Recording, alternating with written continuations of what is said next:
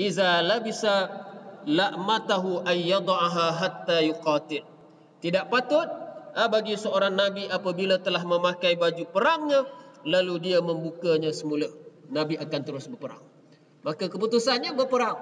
Maka sahabat-sahabat pun keluar bersama dengan Rasulullah sallallahu alaihi wasallam dan meneruskan perjalanan.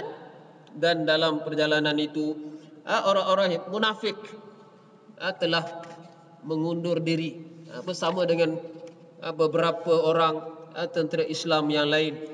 Sebagaimana hadis yang disebut dalam riwayat Ibnu Hisham, Nabi SAW keluar bersama dengan 1,000 orang sahabat.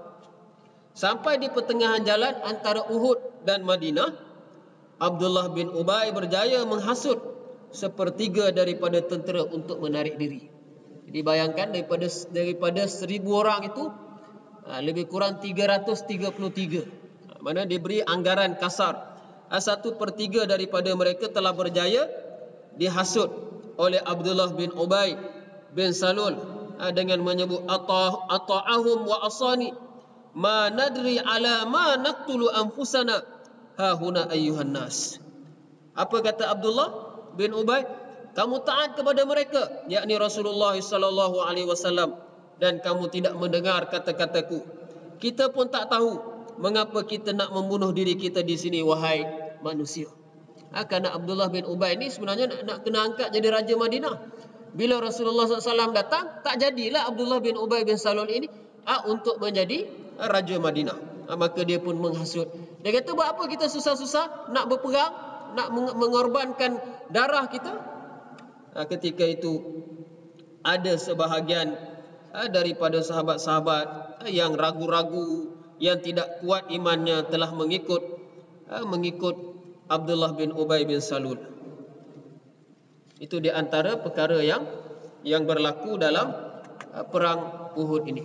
Pada masa yang sama kita lihat mereka yang berkobar-kobar ada di kalangan anak-anak remaja ini yang berlumba-lumba untuk keluar berperang. Sebelum bertolak ke Uhud, Rasulullah SAW telah membuat pemeriksaan. Mana-mana sahabat Nabi yang telah balik diberi keizinan untuk berperang. Yang belum cukup 15 tahun tak dibenarkan. Antara mereka yang tak dibenarkan ialah Ibnu Umar dan juga Al-Bara radhiyallahu anhum. Dan yang dibenarkan adalah seperti Rafi' bin Khadij, Samurah bin Jundub. Abdullah bin Umar radhiyallahu anhu meriwayatkan dalam hadis riwayat Bukhari, dia dalam perang Uhud Rasulullah tak pilih dia untuk perang. Tapi dalam perang Khandaq setahun selepas itu Rasulullah telah memilih Abdullah bin Umar untuk berperang bersama dengan Rasulullah sallallahu alaihi wasallam. Sampai di medan Uhud, Rasulullah sallallahu alaihi wasallam telah meletakkan pasukan pemanah di atas bukit yang hari ini dipanggil sebagai Jabal Ar-Rumah, Jabal Bukit Pemanah. Dan Rasulullah sallallahu alaihi wasallam telah melantik Abdullah bersama dengan 50 orang. Telah melantik Abdullah bersama dengan 50 orang, dan Rasulullah berpesan, la tabrahu. Abdullah bin Jubair, di bawah pimpinan Abdullah bin Jubair, Rasulullah berkata, la tabrahu in ra'aitumu zaharna alaihim fala tabrahu wa in ra'aitumu zaharu alaina fala tu'inuna. Pesan Rasulullah, ini kena jaga. Bukit Uhud, bukit rumah ini perlu dijaga. Macam mana pun jangan kamu tinggalkan. Apa Rasulullah kata? Kalian kena berada di sini sekalipun kalian melihat kami menang. Kalau kami menang, jangan turun dari bukit ini. Dan jangan juga turun kalau kamu lihat kami kalah. Jangan turun daripada bukit itu untuk menolong. Kerana tempat Jabal Rumah ini adalah merupakan suatu tempat yang sangat strategik. Sebab itu kita lihat pada peringkat awal peperangan, tentera Islam telah berjaya menewaskan tentera musyrikin.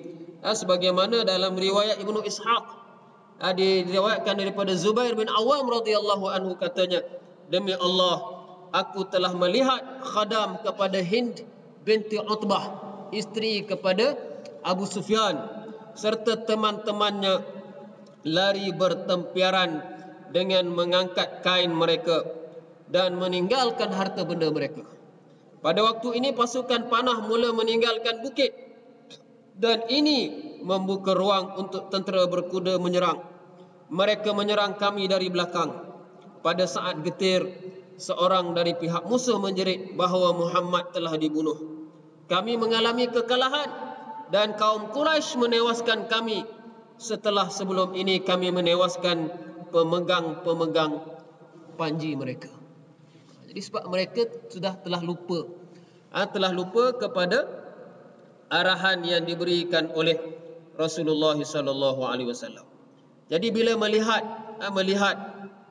tentera-tentera Quraisy ini yang bertempiaran, maka ada di kalangan sahabat-sahabat Nabi ini, dia kata, buat apa lagi kita nak tunggu?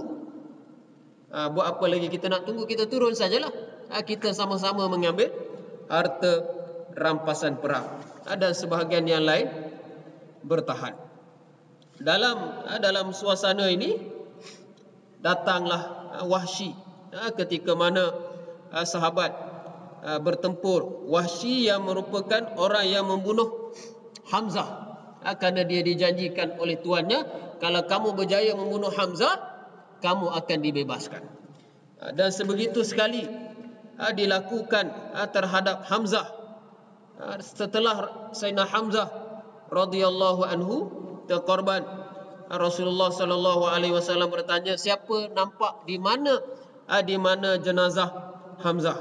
Maka seorang lelaki pun menunjukkan di mana tempat Hamzah terkorban, dan di sana Rasulullah sallallahu alaihi wasallam melihat perut Hamzah telah dibelah dalam keadaan jasadnya dipotong-potong dan dicincang-cincang.